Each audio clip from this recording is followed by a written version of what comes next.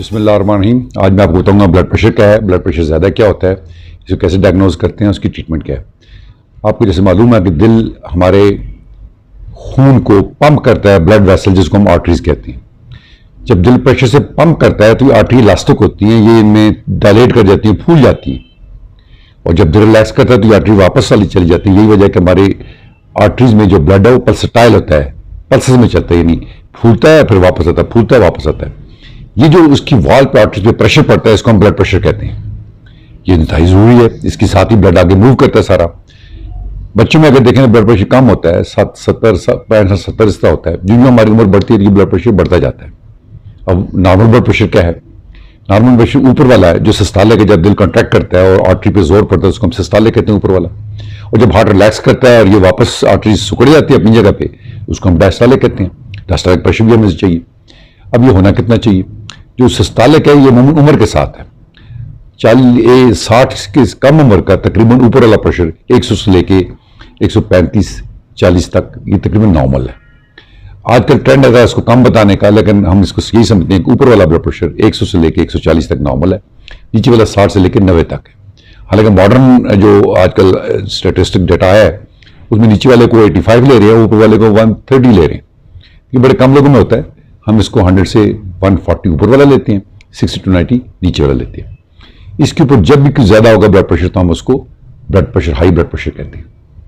एक पहली चीज ये है कि ब्लड प्रेशर रिकॉर्ड करने के लिए बेहतरीन जगह घर। आप पुरसकून नींद सोई हो तो आप इसको रिकॉर्ड करें। ब्लड प्रेशर सोते हुए और होता है, बातें करते हुए और होता है, गुस्सा करते हुए और होता है, भागते दौड़ते और होता है। ये चेंज करता रहता है, लेकिन it should remain in normal limit कि अपनी नॉर्मल लिमिट को इसको क्रॉस नहीं करना चाहिए।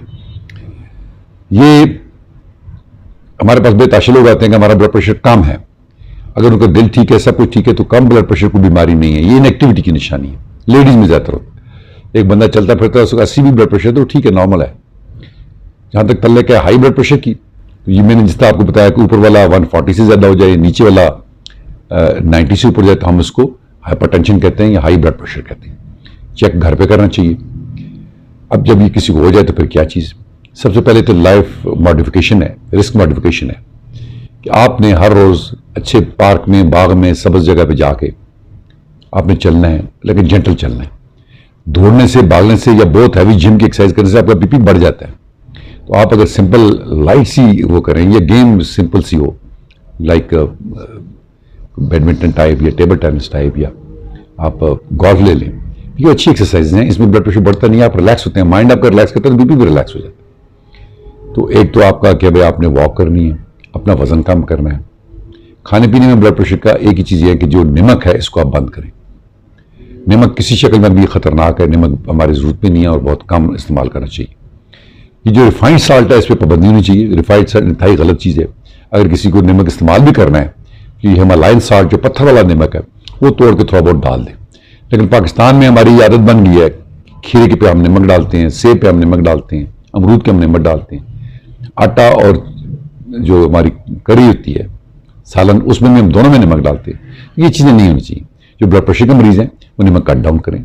अगर डालने में आए तो तरकारी में थोड़ा सा डाल लें हिमालयन साल्ट, और दूसरा जो रिफाइंड साल्ट है वो बिल्कुल ना डालें रोटी में। एक तो इसकी ये परहेज है।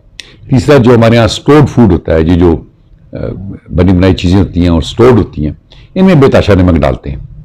तो ये जितना भी जो इंडस्ट्रियल प्रोसेस मीट फूड है इसमें नमक काफ़ी ज़्यादा होता है, इसको अवॉइड करना चाहिए। फ्रेश फूड लेना चाहिए फूड। तो एक मैंने आपको वॉक का बताया, दूसरा मैंने आपको सॉल्ट इंटेक का बताया, तीसरी इसकी ट्रीटमेंट। तो 3-4 ग्रुप है हमारे, उसमें हम स्टार्ट करते हैं इसकी ट्रीटमेंट को, डिपेंडिंग उसका ब्लड प्रेशर कितना है।